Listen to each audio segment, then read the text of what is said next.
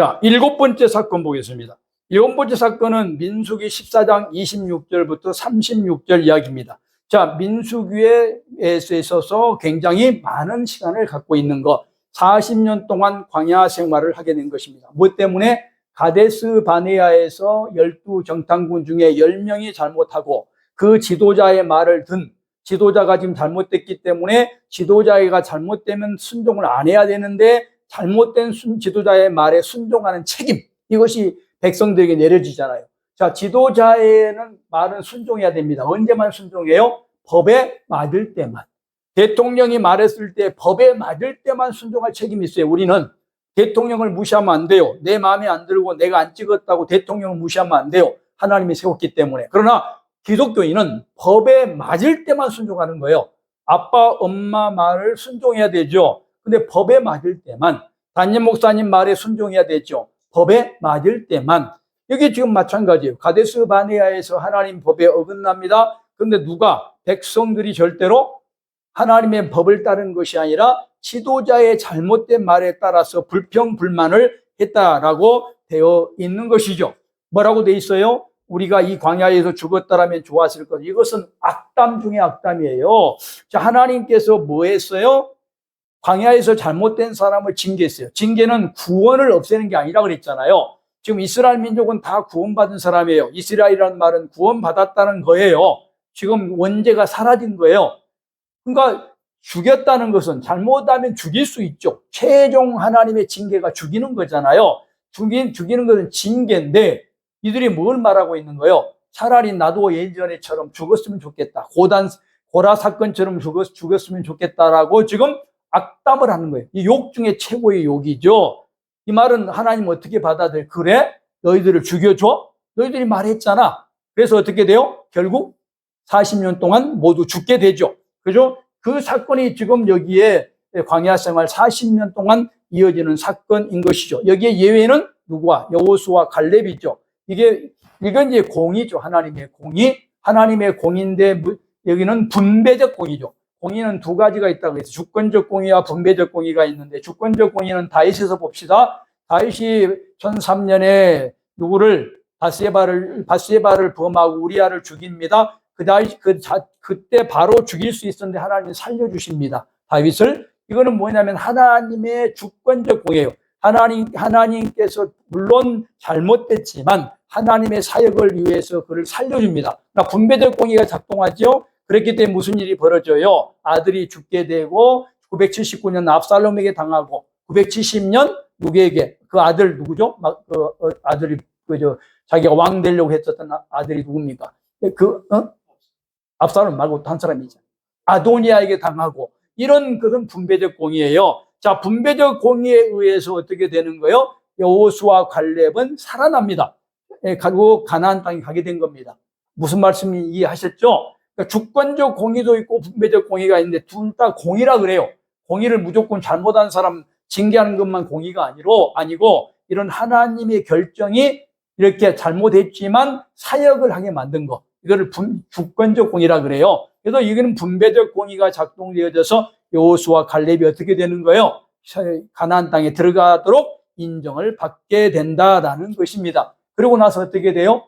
자, 여기에 굉장히 중요한 포인트가 하나 있어요. 자, 이때에 누가 20세부터 60세까지 이 첫 번째 시내산에서 출발할 때 60만 명 정도가 나왔는데 그들은 모두 죽는다. 그럼 누가 살아남아요? 지금 그때 계수되지 않았던 사람들, 남녀를 물어나고 계수되지 않았던 사람만 살아남는 거죠. 지금 자녀들만 살아남는 거예요. 부모들은 죽고 책임을 누구한테 말하고 있는 거예요? 지금 대표자 10명과 거기에 다 동요하지 않았지만 전체적인 대표성의 원리에 의해서 모든 백성이 다 60만 명이 다 죽게 된다. 정확하게는 약 120만 명 이상이 죽게 됐겠죠. 죽게 된다라는 것입니다. 근데 그 죽음을 한꺼번에 죽여버리면 편하겠죠. 그죠? 근데 하나님은 그렇게 하지 않으세요. 몇 년간에 걸쳐 죽여요? 40년에 걸쳐서. 그렇죠? 40년에 걸쳐서 죽이게 됩니다. 40년에 걸쳐서 죽이게 되는데 왜 40년일까 하는 거예요. 자, 첫 번째 이유가 뭘까요? 40년 이유가 40일 동안 가나안 땅을 정탐했기 때문에 하루당 1년을 계산한다. 상당히 산술적인 겁니다. 저는 거기에 대해서 이해는 하지만 또 성경에 이렇게 나와 있지만 더 중요한 하나님의 사랑이 들어있어요. 자, 그 당시에 이스라엘의 평균 수명이 몇 살일까요? 60살이에요. 이 당시에 이스라엘 민족에게 평균 수명이 60살이라고요. 60살이면 어떻게 돼요? 평균 수명만큼 다 살다가 죽어라 그 뜻입니다. 하나님의 엄청난 은혜잖아요.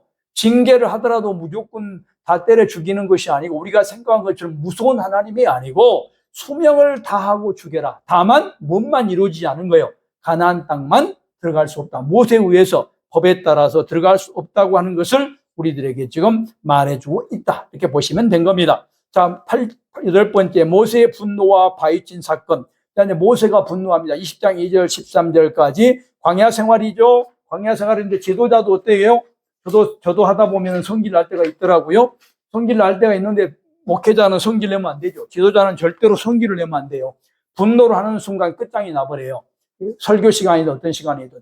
의분을 해야지 감정적 분노를 하게 되면 안 되거든요. 의분과 감정적 분노는 달라요. 자, 하나님은 신적 속성에서 하나님에게는 진노와 분노가 없어요. 이 진노와 분노가 없다는 말이 무슨 말이냐면 감정적 분노를 하지 않는다는 뜻이에요. 의분만 하세요. 의분. 의분이 뭐냐면 그 사람을 위한 화예요. 그 사람을 위한. 내가 감정이 성질 나가지고 하는 것이 아니라 그 사람이 내가 이 말을 하지 않으면, 내가 화를 내지 않으면 이 사람이 고쳐지지 않겠다, 망하겠다, 죽겠다라고 생각할 때 우리는 화를 내서라도 바꿔야 되는 거예요.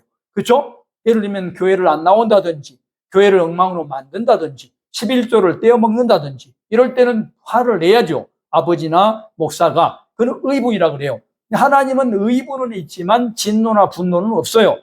그렇죠? 그러면 하나님이 진노와 분노가 없기 때문에 지도자는 하나님의 백성들은 어떻게 해야 돼요? 진노나 분노를 하면 안 되는 거예요. 우리는 하나님을 닮아야 되기 때문에.